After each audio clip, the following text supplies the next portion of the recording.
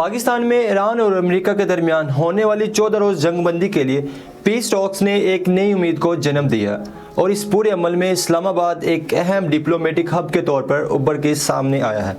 ایران اور امریکہ دونوں ممالک کے ہائی لیول گورنمنٹ ڈیلیگیشنز اب پاکستان پہنچ چکے ہیں۔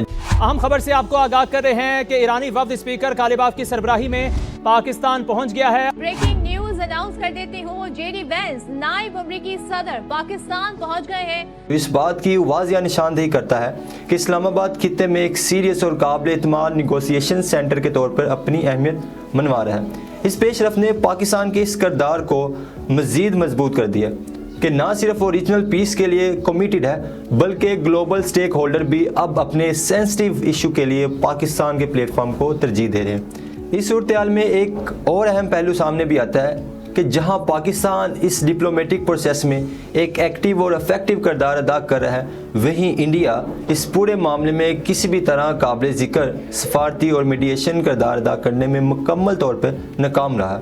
دنیا کی ابھرتی ہوئی بڑی اکانومی کے باوجود انڈیا اس حساس ریجن میں اپنا انفلوئنس استعمال کرنے میں کامیاب نہ ہو سکا اور نہ ہی اسے ہائی لیول نیگوسیشن پروسیس میں کوئی سینٹرل پوزیشن حاصل ہو سکی، جس سے اس کی ڈپلومیٹک سٹینڈنگ پر بھی سوالات اٹھ رہے ہیں۔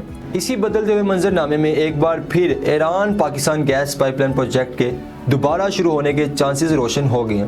اب سوال صرف یہ نہیں کہ یہ پروجیکٹ کمپلیٹ ہوگا یا نہیں، بلکہ یہ ہے کیا پاکستان اپنی نئی ڈپلومیٹک سکسیس کو اکنامک اسٹرینتھ اور انرجی سیکیورٹی میں کنورٹ کر پائے گا، اور کیا یہ موقع ملک کی ایک بڑی نیشنل ون ثابت ہوگا۔ This is Muhammad Sulaiman and you are watching around realities. اس منصوبے کی بنیاد 2009 میں پاکستان پیپلز پارٹی کے دور حکومت میں رکھی گئی، جب ایران اور پاکستان کے درمیان گیس پائپ لائن ایگریمنٹ ہوا۔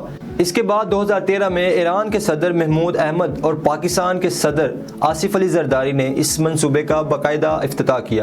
اسی عرصے میں گوادر میں ایک بڑی آئل ریفائنری کا منصوبہ بھی سامنے آیا، جس کی پروڈکشن کیپیسٹی 4 لاکھ بیرل یومیہ رکھی گئی تھی، جو اسے خطے کی سب سے بڑی انرجی پروجیکٹس میں شامل کرتی تھی۔ تاہم یہ تمام منصوبے اپنی تکمیل تک نہ پہنچ سکے اور اس کی سب سے بڑی وجہ امریکہ کی جانب ایران پہ سخت اکنامک سینکشن تھی۔ امریکہ نے نہ صرف ایران پہ دباؤ برقرار رکھا بلکہ پاکستان کو بھی واضح طور پہ کہا گیا کہ وہ ایران کے ساتھ کسی بھی بڑے انرجی پروجیکٹس میں آگے نہ بڑھے۔ پاکستان نے امریکہ سے خصوصی اجازت طلب کرنے کی کوشش کی لیکن اسے مسترد کر دیا گیا، جس سے یہ منصوبہ مزید تاخیر کا شکار ہو گیا۔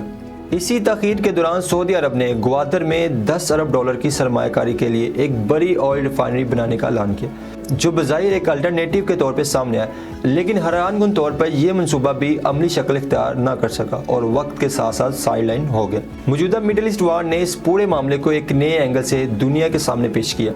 اس وار کے دوران یہ واضح ہوا کہ ایران کے پاس ابنائے ہرمز کو بند کرنے کی صلاحیت موجود ہے، جہاں سے دنیا کا تقریباً 20% تیل گزرتا ہے۔ جب یہ رستہ بند ہوا تو عالمی سطح پر تیل اور گیس کی سپلائی متاثر ہوئی اور پاکستان میں بھی شدید توانائی کا بحران آیا، جس سے تیل کی قیمتیں بڑھی اور مہنگائی میں اضافہ ہوا۔ قطر سے آنے والی LNG کی سپلائی بھی رک گئی کیونکہ وہاں کی انسٹالیشن پہ بھی حملے ہوئے، جبکہ UAE، کویت، سعودی عرب میں بھی آئل انسٹالیشن متاثر ہوئی۔ ایسی صورتحال میں ایران پاکستان پائپ لائن کی اہمیت مزید بڑھ جاتی ہے، کیونکہ پاکستان اپنی آئل کی ضروریات تقریباً 85% امپورٹ کے ذریعے پورا کرتا ہے۔ اگر یہ پائپ لائن کا منصوبہ مکمل ہو جائے تو نہ صرف پاکستان کو کنٹینیوس گیس سپلائی حاصل ہو سکتی ہے بلکہ وہ ابنائے ہرمز پہ بھی انحصار کم کر کے کسی بھی وار جیسی صورتحال میں انرجی سپلائی کو برقرار رکھ سکتا ہے۔ دوسری جانب پاکستان نے اس منصوبے سے نکلنے کے لیے ایران کے ساتھ آؤٹ آف کورٹ سیٹلمنٹ کرنے کی کوشش بھی کی، لیکن ایران نے اس ایگریمنٹ میں مزید 10 سال کی ایکسٹینشن کی پیشکش کی تاکہ اس منصوبے کو دوبارہ ایکٹیو کیا جا سکے۔ یہ آفر اس بات کا واضح اشارہ تھی کہ ایران اس منصوبے کو جاری رکھنا چاہتا ہے اور اسے ختم کرنے کے حق میں بالکل بھی نہیں ہے۔ اگر موجودہ صورتحال کی بات کی جائے، ایران اپنی جانب سے پائپ لائن مکمل کر چکا ہے، جبکہ پاکستان نے ابھی تک کنسٹرکشن کا کام بھی شروع نہیں کیا۔ اس کی بنیادی وجوہات میں سے ایک امریکی سینکشنز کا خوف ہے۔ اب اگر ایران اور امریکہ کے درمیان جاری پیس ٹاکس کامیاب ہو جائے اور سینکشنز نرم یا ختم کر دی جائے تو یہ ایک نیا موقع پیدا ہو سکتا ہے۔ ایسی صورت میں ایران پاکستان پائپ لائن منصوبہ دوبارہ شروع ہو سکتا ہے، پاکستان کو سستی اور کنٹینیوس گیس مل سکتی ہے اور گوادر ایک اہم انرجی ہب کے طور پہ ابھر سکتا ہے۔ آخر میں یہ کہنا غلط نہیں ہوگا، ایک منصوبہ صرف ایک پائپ لائن نہیں بلکہ پاکستان کے انرجی فیوچر کے لیے ایک اہم پلر ہے اب سب کی نظریں اس بات پر ہیں، کیا گلوبل پولیٹکس اس بار اس منصوبے کو آگے بڑھنے دے گی؟ اس بارے میں آپ کی کیا رائے ہے؟ نیچے کمنٹ باکس میں ضرور بتائیے۔ ملتے ہیں اپنی اگلی ویڈیو میں۔ اللہ حافظ۔